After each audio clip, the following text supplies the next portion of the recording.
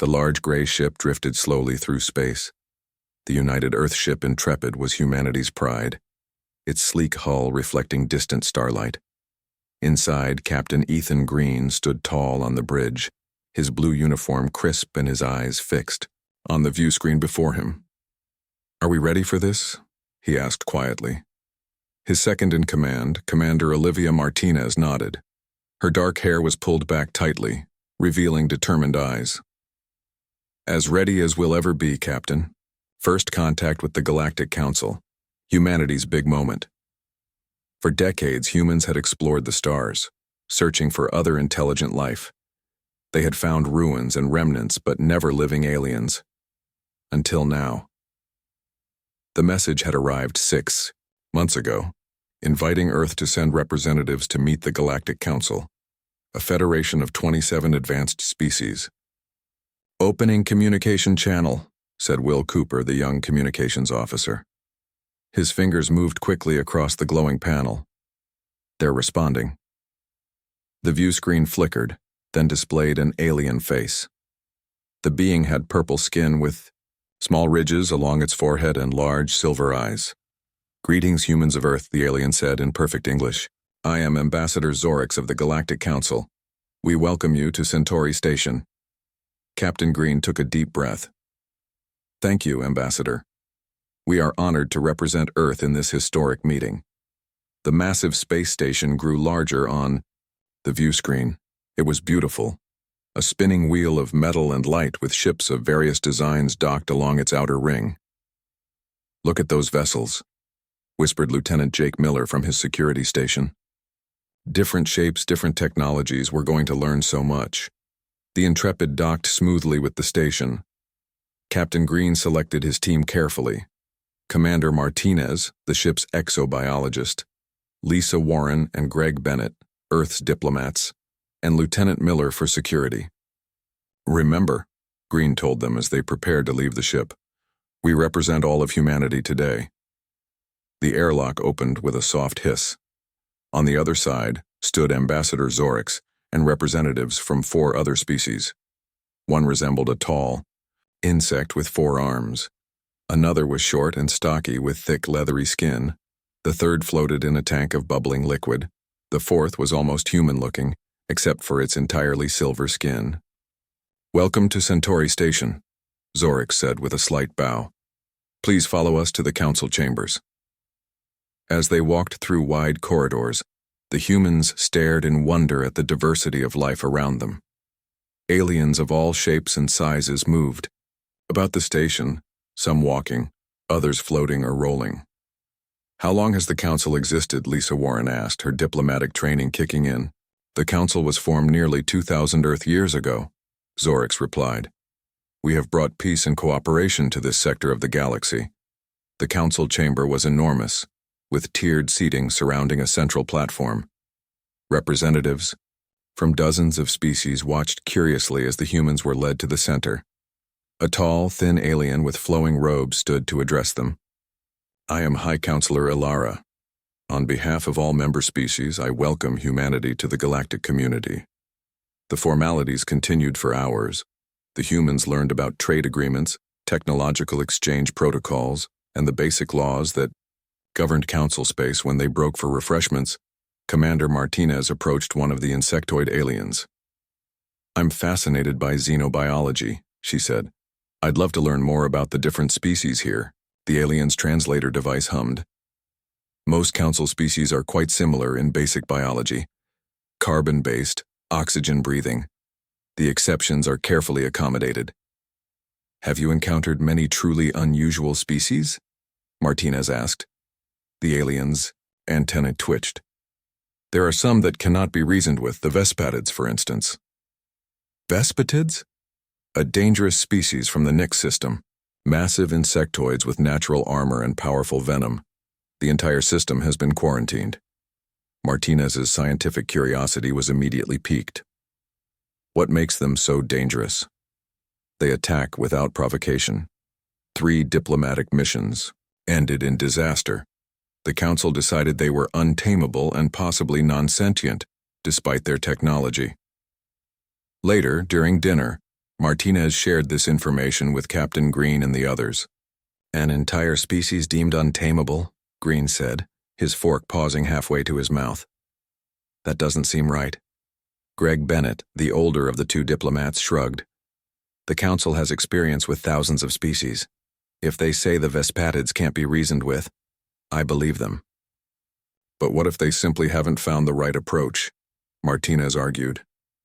Different species communicate differently. Maybe the Council's standard protocols don't work with the Vespatids. Lisa Warren nodded slowly. It's possible. Human history is full of encounters that went badly until we figured out the right way to communicate. Captain Green considered this. Where can we find more information about these Vespatids? The next day, Green requested access to the Council's database on the Vespatids. Ambassador Zorix seemed surprised but granted permission. The humans spent hours reviewing the records. They watched footage of the failed diplomatic missions. In each case, heavily armed Council ships approached the Vespatid homeworld, Nix 6. When smaller vessels launched toward the surface, Vespatid ships attacked immediately. Look at that, Martinez said, pointing at the screen. The Vespatids change color when the Council ships approach, from blue to red. Color changes? Cooper leaned closer. Like octopuses on Earth? Exactly, and the Council ships always approach the same way, with active scanners and defensive shields. Captain Green watched the footage again. What if the Vespatids interpret that as aggression?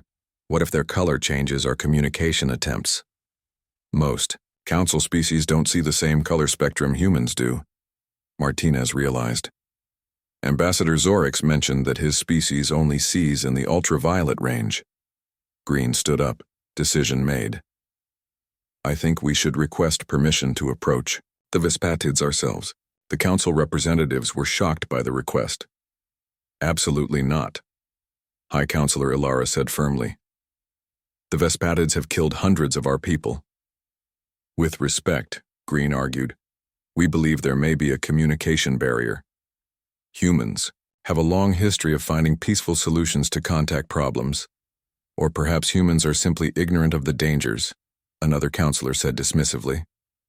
Lisa Warren stepped forward. Perhaps we are, but sometimes a fresh perspective can reveal new solutions. If we succeed, everyone benefits. If we fail, only we bear the cost. The debate continued for hours. Finally, Ambassador Zorix spoke up. Perhaps we should allow this. Humans are new to the galactic community. They must learn some lessons on their own. High Counselor Ilara sighed. Very well. The Intrepid may approach the Nix system, but you go alone, with no Council support. And know this. Your standing in galactic affairs may depend on the outcome. Back on the Intrepid, Green gathered his senior staff. This won't be easy, he told them, but I believe we can succeed where others have failed. Commander Martinez nodded confidently. We'll need to develop a completely new contact protocol. No weapons, minimal scanning, and a focus on visual communication. It's risky, Lieutenant Miller warned. These Vespatids sound dangerous. They are, Green agreed. But sometimes the greatest discoveries require risk, and humans have always been crazy enough to try the impossible. The Intrepid disengaged from the station and set course for the Nix system. Behind them, the Council watched with a mixture of curiosity and concern. None believed the humans would succeed. But then, none of them truly understood humanity's greatest strength, the willingness to extend a hand in friendship, even when facing the unknown. The journey to the Nix system took 3 weeks. During this time, the crew of the Intrepid prepared intensively for their encounter with the Vespatids. Captain Green had ordered the ship's weapons systems to remain offline, despite Lieutenant Miller's strong protests. We need some form of defense, Miller argued during a planning meeting in the ship's conference room. The muscular security officer paced back and forth, his face tense with concern. Defensive posture is exactly what failed for the Council, Green replied calmly. We're trying something different. Commander Martinez sat at the table surrounded by data tablets. She had spent days studying the Council's records on Vespatid encounters. The color changes are definitely communication, she said. Look at these patterns. They're too consistent to be random. Will Cooper, the communications specialist, nodded in agreement. His fingers moved rapidly over a tablet, programming light sequences. I've been working on a basic greeting using light patterns. If the Vespatids communicate through color changes, maybe we can reach them this way. How will we protect ourselves from their venom? Asked Lisa Warren. The young diplomat had volunteered to join the landing party, despite the obvious dangers. Martinez gestured to a suit hanging in the corner of the room. I've modified our environmental suits. They'll protect against the venom while appearing as non-threatening as possible. No visible weapons, minimal sensory equipment. Captain Green stood up. Remember, everyone, our goal is to establish peaceful contact. The Council believes these beings are mindless animals, but I think they're wrong. Let's prove it. 5 days. Before they reached the Nix system, the Intrepid received an urgent transmission from Ambassador Zorix. Captain Green, the purple-skinned alien said, his silver eyes narrowing. The Council has decided to send an observer vessel to monitor your approach to Nix 6. Green frowned. We agreed we would approach alone. Another ship might trigger the Vespatids' defensive response. The observer will maintain distance, Zorix assured him. It is merely a precaution for your safety. After the transmission ended, Green turned to his first officer. I don't like this, Martinez. The Council doesn't expect us to succeed. They're sending that ship to watch us fail. Or to make sure we fail, Martinez replied grimly. As the Intrepid entered the Nix system, everyone on the bridge tensed. The star at the center of the system was a bright red dwarf. 6 planets orbited it, but only Nix 6 showed signs of complex life. Entering standard orbit, announced the pilot, a young woman named Kelly Davis. Her hands moved skillfully over the controls. Scan the planet, Green ordered. Passive sensors only. The main view screen displayed images of Nix 6. Much of the surface was covered by vast blue oceans. The land was dominated by dense jungle and towering mountain ranges. Scattered across the largest continent were strange structures, massive towers that rose from the jungle floor like enormous termite mounds. Those must be Vespatid hives, Martinez said, pointing to the structures. Some are over 500 meters tall. I'm detecting energy signatures, reported the science officer Sam Reynolds. They're definitely technologically advanced. Any sign of Green began, but was interrupted by an urgent alert. Captain, Davis called out. Multiple objects approaching from the surface. Fast. On the view screen, they watched as several organic-looking vessels rose from the planet's surface and accelerated toward the Intrepid. They've detected us, Miller said, his hand instinctively moving toward the weapons console before remembering the captain's orders. Standard Council protocol would be to raise shields and arm weapons, Martinez noted. That's what triggered attacks in previous encounters. Green nodded. Then we do the opposite. Power down all non-essential systems. Minimal life support. Engines on standby. Sir? Miller looked shocked. Do it, Green ordered firmly. And Cooper, initiate your light sequence. The ship dimmed as systems powered down. On the hull, specially installed light panels began to pulse in the sequence Cooper had designed. Gentle blues and greens in a rhythmic pattern. The Vespatid ships slowed their approach. There were 5 of them, each about half the size of the Intrepid. Their hulls appeared almost biological, with a translucent quality that revealed shifting colors beneath. They're surrounding us, Davis reported tensely.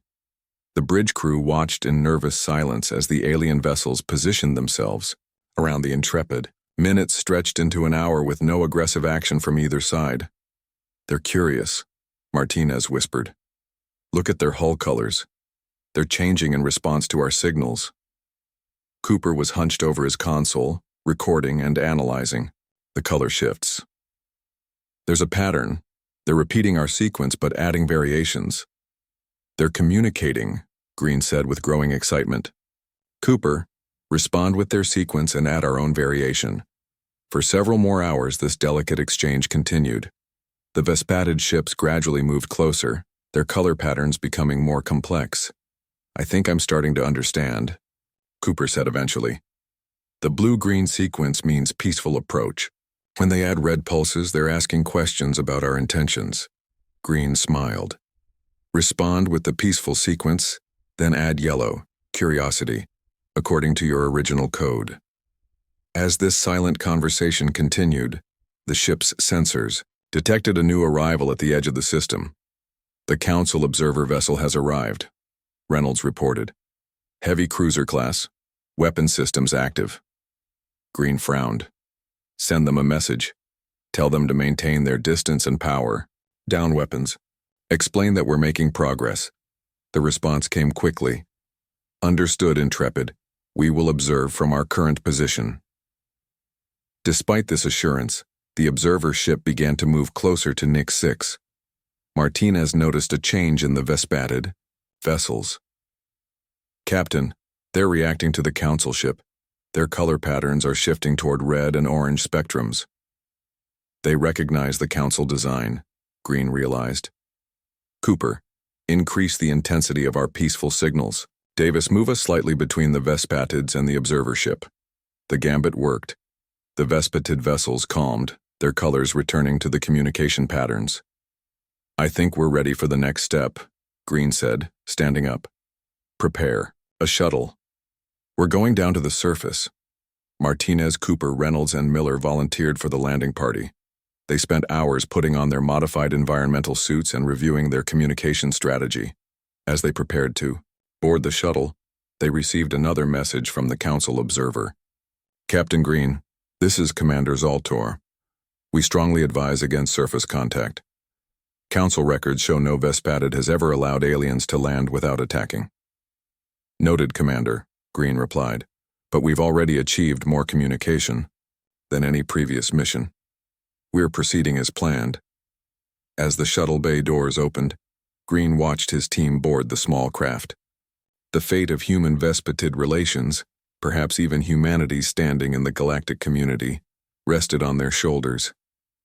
Be careful down there, he told them. And remember, we're making history today. The shuttle launched smoothly from the Intrepid and began its descent toward the mysterious surface of Nix 6, where no Council member had ever set foot and returned alive. The shuttle descended through the atmosphere of Nix 6. Commander Martinez sat at the controls, guiding the small craft toward the largest Vespatid structure they had identified from orbit. Behind her, Will Cooper monitored the light communication system he had installed on the shuttle's exterior. Sam Reynolds checked his scientific equipment while Lieutenant Miller nervously gripped his seat. Remember, no weapons, Martinez reminded Miller, noting how the security officer's hand kept drifting to where his sidearm would normally be. I still think this is crazy, Miller muttered.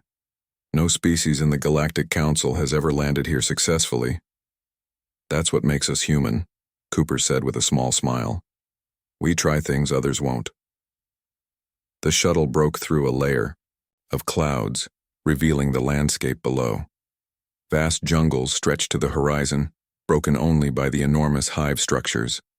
The one they approached rose at least 400 meters above the canopy, its surface a mixture of what looked like hardened clay and some type of crystalline material. It's beautiful, Reynolds whispered, adjusting his scanners. I'm detecting complex organic compounds in the structure similar to the Vespatid ships. Martinez guided the shuttle toward a flat area near the base of the hive. This looks like a landing pad. See how the vegetation has been cleared? As they approached, movement caught their attention. Dozens of large forms emerged from openings in the hive structure. The Vespatids had come to meet them. Remember the plan, Martinez said firmly. We exit slowly. Lights activated, no sudden movements. The shuttle touched down gently. Through the viewport, they could see the Vespatids gathering around their landing site. Each alien stood approximately 8 feet tall with 6 limbs and an insectoid body covered in translucent armor.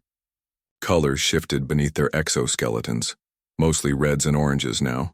They're alarmed but not aggressive, Cooper observed, watching the color patterns. Not yet, anyway. Martinez took a deep breath. Activate external lights. The shuttle's outer hull began to display the blue-green peace pattern they had used in orbit. Almost immediately, several of the Vespatids changed their colors to match. It's working, Cooper said excitedly. They recognize the pattern. After several minutes of this exchange, Martinez stood up. Time for direct contact. Suits on, everyone. They sealed their environmental suits, specially designed to be thin and minimally threatening while still providing protection against the Vespatids' venom. The suits were clear in many places, showing their human forms and faces. No helmets? Miller asked nervously. The atmospheric analysis shows we can breathe the air, Reynolds explained. The transparent face coverings will protect against venom spray while allowing the Vespatids to see our expressions. They gathered at the shuttle door.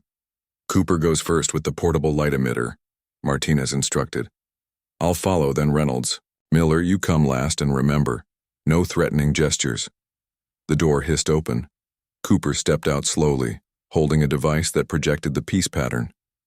Martinez followed close behind. The Vespatids immediately surrounded them, their massive forms towering over the humans. Their color patterns shifted rapidly, blues, greens, flashes of yellow. They're curious, Cooper whispered, adjusting his emitter to respond with similar patterns. One Vespatid moved closer than the others. Its colors were more vibrant, with complex patterns flowing across its body. Martinez guessed it might be a leader. Hello, Martinez said, knowing the word meant nothing to them but hoping her peaceful tone would translate. The lead Vespatid's colors shifted to a deep blue with swirls of green. It extended one of its upper limbs, a finger-like appendage pointing toward Cooper's light emitter. Cooper slowly offered the device. The Vespatid didn't take it, but instead produced its own light from its body, matching the pattern exactly. They understand its communication, Reynolds whispered excitedly. For the next hour, the humans and Vespatids engaged in this silent exchange of light and color. Cooper gradually began to recognize patterns, certain color combinations that appeared repeatedly in specific contexts. I think I'm starting to get it, he said eventually. Their primary language is visual. They're using colors the way we use words. Meanwhile, aboard the Intrepid, Captain Green was facing a crisis. The Council observer ship had moved closer to Nick 6, ignoring Green's requests to maintain distance. Captain, we're receiving a transmission from Commander Zaltor, reported Diane Powell, the communications officer who had remained aboard. Zaltor's face appeared on the view screen. Captain Green, our sensors indicate your landing party has made ground contact with the Vespatids. This is unprecedented. Yes, we've established preliminary communication, Green replied proudly. We believe. This changes our assessment, Zaltor interrupted. We're moving to containment position Alpha. Standard Council protocol for unexpected developments. Green frowned. Containment position? What exactly does that mean? But Zaltor had already ended the transmission. Green turned to Powell. Scan. Their ship. What are they doing? Powell worked her console quickly, then looked up with concern. They're powering weapon systems, sir. On the surface, the humans were making remarkable progress. The lead Vespatid, whom they had started calling Azure due to its predominantly blue coloration, had led them to the base of the hive structure. Cooper continued communicating through his light device, while Reynolds took readings with his scanner. Miller remained tense but had gradually relaxed as the Vespatids showed no signs of hostility. Suddenly, all the Vespatids around them changed color simultaneously, bright red with pulsing yellow patterns. Something's wrong, Cooper said, trying to interpret the rapid color shifts. Azure pointed upward toward the sky. The other Vespatids began moving in agitated patterns. Reynolds checked his scanner. There's a power surge from the Council ship in orbit. They've activated weapons. Martinez tapped her communicator. Martinez to Intrepid. What's happening up there? Green's voice came through clearly. The Council ship has moved to what they call containment position. They're powering weapons. I think they're preparing to fire on the hive. Why? Martinez demanded. We're making progress here. I don't think they want progress, Green replied grimly. I think they want to maintain the status quo. Azure was now communicating rapidly with Cooper, its colors changing so quickly they almost blurred. I think I understand, Cooper said, his expression revealing sudden insight. The Vespatids have seen this before. The council ships always do this. Approach peacefully, then prepare to attack. That's why they've always responded with aggression, Martinez realized. They were defending themselves. Cooper turned to Azure and produced a new light pattern, deep blue with green pulses followed by red directed upward, then back to blue. Azure's colors stabilized somewhat. It pointed to Cooper, then to itself, then upward. I think I just told them we're not with the council ship, Cooper explained. That we don't approve of their actions. Miller stepped forward. We need to prove it. We need to stand with the Vespatids, against the council ship if necessary. Martinez nodded firmly. Green, you have to block the council ship. Prevent them from firing on the surface. There was a pause before Green responded. Understood. But you should know. If the council ship attacks us, Earth standing with the Galactic Council will be compromised. If they attack peaceful explorers trying to prevent genocide, then maybe we don't want to stand with them anyway, Martinez replied.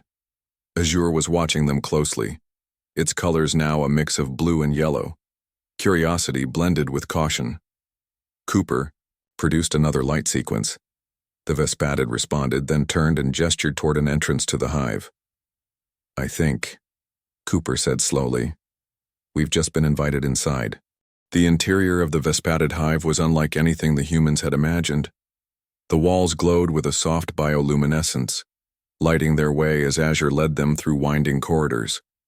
The passages were large enough for the Vespatids to move comfortably, leaving plenty of room for the smaller humans. This material, Reynolds said, running his gloved hand along the wall. It's organic but stronger than steel, and it regulates temperature perfectly. Martinez noticed how the walls pulsed with changing colors, especially around areas where other Vespatids were working. They've built their communication system into their architecture, she observed.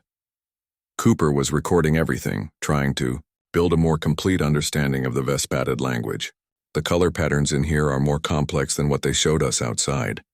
I think they're being more honest with us now. Azure led them deeper into the hive.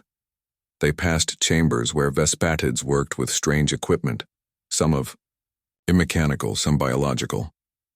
In one room, young Vespatids, smaller and with paler exoskeletons, gathered around an elder whose body displayed complex educational patterns. They have schools, Martinez whispered in awe. They're teaching their young. Miller had remained quiet, but even he seemed impressed. Not exactly the mindless monsters the council described. Eventually, they reached a large circular chamber near the center of the hive. Azure gestured for them to stop, then moved ahead to communicate with several other Vespatids who waited there. The color exchange was rapid and intense. They're discussing us, Cooper said, trying to follow the conversation. I think they're deciding whether to show us something important. After several minutes, Azure returned and gestured for them to follow again. The Vespatid led them through a small passage into another chamber, this one different from all the others. The room was perfectly circular and much warmer than the rest of the hive. In its center, suspended in a clear, gel-like substance, floated a crystalline object about the size of a basketball. It pulsed with gentle light and patterns similar to, but more complex than, the Vespatid's communication. Azure's body displayed colors of deep reverence, purples and blues in solemn patterns. The other Vespatids in the room maintained a respectful distance from the crystal. What is it? Miller whispered. Reynolds scanned it with his device. It's alive. Somehow. I'm detecting energy patterns consistent with neural activity. Cooper studied the light emanating from the crystal. The patterns, they're like the Vespatid language, but more complex, more beautiful. Azure approached Martinez and for the first time made a sound, a soft clicking followed by a humming tone. Then the Vespatid pointed to the crystal, then to itself, and made a protective gesture. I think I understand, Martinez said slowly. They're guardians. The crystal is what they're protecting. Cooper had been recording the crystal's light patterns. It's communicating, The patterns are consistent, rhythmic. This isn't random. It's language. On the Intrepid, Captain Green faced a difficult situation. The Council observer ship had moved into firing position and wasn't responding to hails. "They've locked weapons on both the hive structure and on us," reported the tactical officer. Green paced the bridge, considering his options. "Move us between their ship and the planet. They won't fire if they risk hitting us." "Sir," Diane Powell interrupted. "We're receiving a priority transmission." "From Ambassador Zorix," Green nodded. "Put him through." The ambassador's purple face appeared on screen, looking concerned. "Captain Green, what is happening?" "Commander Zaltor reports your landing party has entered a Vespatid hive, and that you are obstructing Council security protocols." "Ambassador, we've made peaceful contact with the Vespatids," Green explained urgently. "They're not mindless or aggressive. They're an intelligent species protecting something important. The Council ship is preparing to attack without provocation."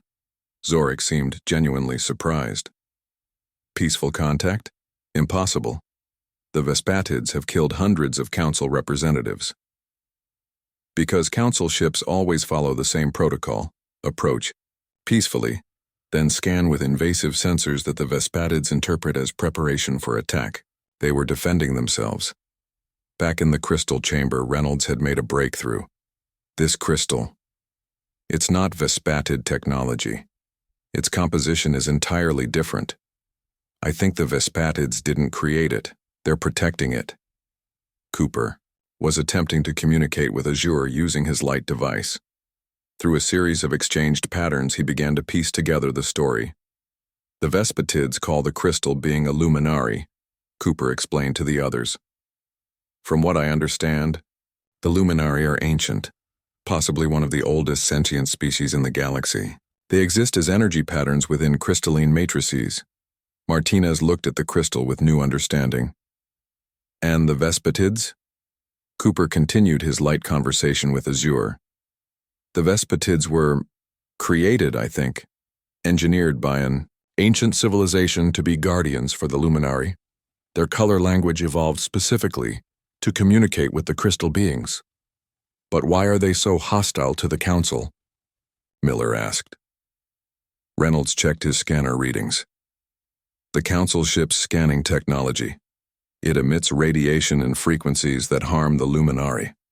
Every time a Council ship scanned the planet, they were essentially attacking the being the Vespatids were created to protect." In orbit, the standoff continued. Green had positioned the Intrepid directly in the Council ship's firing path. "Captain," Powell called out, "I'm receiving a message from the landing party, Priority 1. "Put it through," Green ordered. Martinez's voice came through clearly. "Captain, we've discovered something amazing. The Vespatids are guardians of an ancient crystalline species called the luminari. The Council scanning technology harms these beings. That's why the Vespatids attacked previous missions." Green turned back to Ambassador Zorix, whose transmission was still open. "Did you hear that, Ambassador? Your ships were unknowingly harming a sentient species." Zorix's expression was unreadable. "This is unexpected, but we need verification." "Can provide it," Martinez responded. "The luminari communicate through light patterns. We can transmit those patterns to you directly. The crystal being is trying to speak to us right now." In the chamber, Cooper had connected his communication device to Reynolds's scanner, capturing the luminari's light patterns and converting them to a transmittable signal. "Sending now," Cooper said. Aboard the Council ship, the science officer reported with astonishment to Commander Zaltor. "Sir, these patterns, they match ancient records in our database. Theoretical communications from a species believed extinct for millennia." Zaltor hesitated, then opened a channel to Zorix. "Ambassador, the humans appear to be correct. These signal patterns match those in the ancient archives." Zorix's demeanor changed completely. "Captain Green, order your landing party to cease all activities. A full Council scientific delegation must be assembled." "With respect, Ambassador," Green replied firmly. "We will continue our first contact mission. Your scientific delegation is welcome to join us." after they modify their scanning equipment to avoid harming the Luminari. In the crystal chamber, Martinez watched as more Vespatids entered, their colors displaying a mixture of concern and hope. "I think we've changed everything today," she said quietly, "not just for humanity's place in the galaxy, but for the Vespatids too." Cooper nodded, still exchanging light patterns with Azure. "They've been isolated for so long, protecting the Luminari from threats they couldn't explain to anyone. Until now." Reynolds looked at the crystal with wonder. "We've discovered not just one new intelligence, but two. And all because we were willing to try what everyone else thought was impossible." Miller, who had been skeptical from the beginning, finally smiled. "I guess being crazy enough to try sometimes pays off." The crystal's light pulsed brightly, its patterns washing over the humans and Vespatids alike, connecting them in a moment of shared understanding that transcended biology and evolution. In that glow, a new chapter of galactic history had begun. 2 weeks later, Captain Green stood in the Grand Council chamber on Centauri Station. The tiered seating around him was filled with representatives from all 27 member species, their attention focused on the center platform where Green, Commander Martinez, and Ambassador Zorix waited. High Counselor Alara entered the chamber, her flowing robes trailing behind her as she took her place at the head of the assembly. The room fell silent. "This emergency session of the Galactic Council is now in session," Alara announced. "We gather today to address the unprecedented events in the Nick system and to hear testimony from the human representatives." Green stepped forward.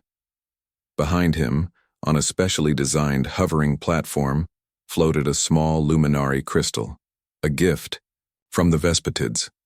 Azure stood nearby, the first Vespatid ever to visit Centauri Station. "Honored council members," Green began, "2 weeks ago, my crew embarked on a mission that you all believed would fail. You were convinced the Vespatids were untamable, mindless aggressors. Today I stand before you with proof that this assessment was wrong." Green gestured to Azure, whose body displayed calm blue and green colors. Several council members shifted, uncomfortably in their seats. "The Vespatids are not only intelligent but were created for a noble purpose: to protect the Luminari, an ancient crystalline species that communicates through light." Commander Martinez stepped forward. "Our research, conducted jointly with Vespatid assistants, has revealed that the Luminari may be one of the oldest sentient species in the galaxy. They exist as energy patterns within crystalline matrices and require specific conditions to survive." A council member from a silicon-based species interrupted. "If such a species exists, why have we never encountered them before?" "But you have," Martinez replied. "Council historical archives contain references to crystalline artifacts that produce complex light patterns. These weren't just artifacts. They were Luminari individuals. Some were taken from their homes and treated as curiosities or power sources." Murmurs spread through the chamber. Ambassador Zorix addressed his fellow council members. "I have personally verified these claims. Our preliminary research confirms that several famous power crystals in council museums are indeed Luminari beings, held captive for centuries. The Vespatids were engineered by an ancient civilization to protect the remaining Luminari," Green continued. "When council ships approached with scanning technology that harmed the Luminari, the Vespatids responded with appropriate force. They weren't aggressive, they were defensive." High Counselor Alara studied Azure carefully. "And now? Have the humans somehow tamed this species when all others failed?" Green shook his head firmly. "We didn't tame them, Counselor. We understood them. There's a difference." The small Luminari crystal on the platform pulsed with gentle light. Commander Martinez had adapted Cooper's device to translate its patterns. "With your permission," Martinez said, "the Luminari would like to address the council directly." Ilara seemed taken aback but nodded. Martinez activated the translator. The crystal's light patterns intensified and a synthesized voice emerged from the device. "We are the Luminari. We have watched the galaxy for millions of years, mostly in silence. When younger species discovered interstellar travel, many sought to use us as power sources, not recognizing our sentience. The civilization you call the Ancients created the Vespadids to be our voice and protection after witnessing our exploitation. The council chamber was completely silent now, every representative transfixed by the glowing crystal. The humans are the first species in thousands of years to approach with true curiosity rather than intent to study or exploit. They recognized our guardians as sentient beings worthy of respect, and in doing so found us as well. Across the chamber, reactions varied from wonder to skepticism. A reptilian counselor rose from his seat. If what you say is true, then the council has unknowingly committed grave offenses against sentient beings. We must reconsider many of our protocols. In the weeks that followed, changes swept through the Galactic Council. A new diplomatic corps was formed, specializing in first contact situations. Humans and Vespatids worked together as its core members, with Captain Green and Azure serving as co-directors. The luminary crystal, who had chosen the name Spark for easier communication with verbal species, became the first luminary ambassador to the Council. With Vespatid assistance, more luminary were discovered and freed from captivity. Their crystalline forms returned to Nix-6, or integrated into Council affairs if they wished. On Earth, news of humanity's diplomatic triumph spread rapidly. The image of Azure and Green standing side by side in the council chamber became iconic, a symbol of humanity's unique approach to the universe. 6 months after the first contact with the Vespatids, the Intrepid prepared for its second mission. Captain Green stood in the shuttle bay watching as new crew members boarded, including 3 Vespatid cultural attachés who had volunteered to serve on the human vessel. Commander Martinez joined him, reviewing data on her tablet. The Council has identified 17 more potentially untamable species they've quarantined over the centuries. They've requested we investigate all of them. Green smiled. Any predictions? Based on our experience with the Vespatids, I guess at least half are protecting something valuable or were simply misunderstood, and the Council never thought to try a different approach, Green mused. They built their protocols based on what worked for the majority, Martinez replied. Standardization was efficient, but couldn't account for truly different species. Ambassador, Zorix approached them, his purple skin now familiar to the crew. The ambassador had requested to join the Intrepid's mission as a council observer, a request Green had happily granted. I must admit, Zorix said, when you first requested permission to approach the Vespatids, I expected you to fail spectacularly. I never imagined this outcome. What made you support our request in the council meeting? Green asked, curious. Zorix's silver eyes gleamed. Perhaps a touch of human madness has rubbed off on me. Sometimes the crazy approach is the only one left to try. In the Intrepid's communication center, Will Cooper worked alongside a Vespatid technician, developing new translation matrices for the upcoming mission. They had become an effective team, the humans' understanding of verbal language complementing the Vespatid's mastery of color and light communication. You know, Cooper said to his Vespatid colleague, there's an old Earth saying, the definition of insanity is doing the same thing over and over and expecting different results. The Vespatid's body flashed with colors that Cooper now recognized as amusement. By that definition, Cooper continued, the Council was insane, not humans. They kept using the same approach with the Vespatids and expected it to eventually work. As the Intrepid departed Centauri Station, a new phrase had begun circulating among Council diplomats. When conventional wisdom fails, send the humans. Some species considered it a compliment to human ingenuity. Others viewed it as a diplomatic euphemism for recklessness. Captain Green preferred to think of it as recognition of humanity's greatest strength, the willingness to try the impossible, to extend a hand in friendship even when facing the unknown. In a universe of standardized protocols and cautious approaches, sometimes being crazy enough to try a different way was exactly what was needed. The Intrepid engaged its drive, streaking away toward new worlds, new challenges, and new opportunities, to prove that understanding was always better than fear, and that no species was truly untamable. They were simply waiting for someone crazy enough to listen.